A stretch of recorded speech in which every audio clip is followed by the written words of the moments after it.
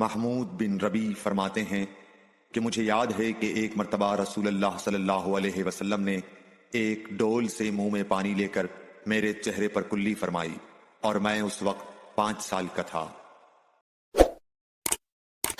Like, share and subscribe for more videos.